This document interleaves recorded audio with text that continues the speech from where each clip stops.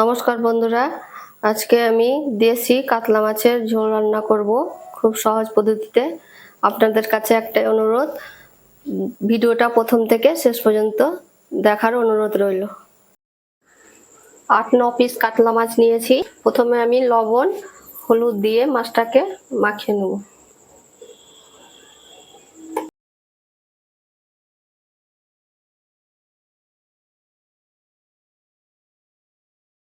মাখানো হয়ে গেছে। এবার 3 টুকরো আদা দিলাম, 5-6টা কাঁচা লঙ্কা দিলাম, 2টো বড় বড় সাইজের রসুন দিলাম। পেস্টটা আমাদের হয়ে গেছে। কড়াই গরম হয়ে গেছে, এবার তেল দিয়ে দেবো। তেল গরম হয়ে গেছে, এবার মাছগুলোকে দিয়ে দেবো।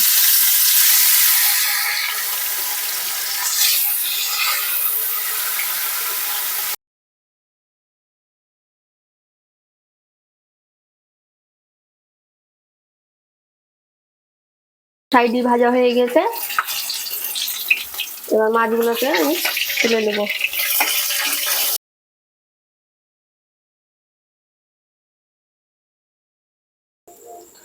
মাছটা আমাদের ভাজা হয়ে রেডি হয়ে গেল। ওই তেলে আলুগুলোকে আমি ভেজে নেব।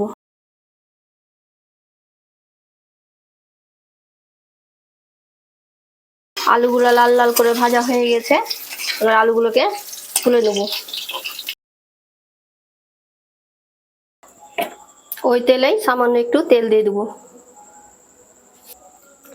একটা বড় সাইজের পেঁয়াজ কেটে নিয়েছি, এবার পেঁয়াজগুলোকে দিয়ে দেবো। পেঁয়াজটা হালকা লাল হয়ে গেছে, এবার আদা রসুন কাঁচা লঙ্কার পেস্টটা দিয়ে দেবো।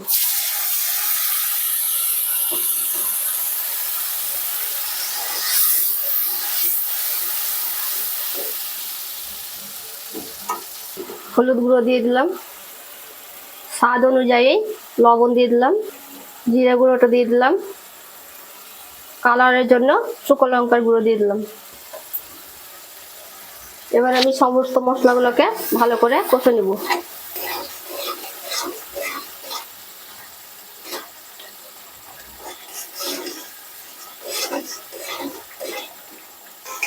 মশলা থেকে তেলগুলো ছাড়িয়ে গেছে, এবার আলুগুলোকে দিয়ে দেবো।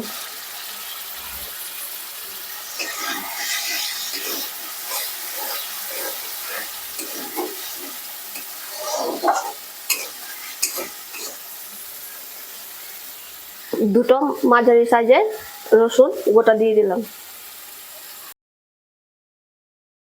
আজকের এই কাতলা মাছের ঝোলটা আমি খুব সাধারণভাবে করছি। আপনাদের যদি ভালো লেগে থাকে লাইক কমেন্ট করতে ভুলবেন না।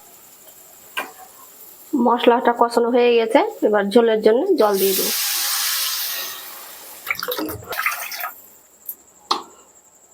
ঝোলটা ফুটে গেছে, এবার মাছগুলোকে একটা একটা করে দিয়ে দেবো।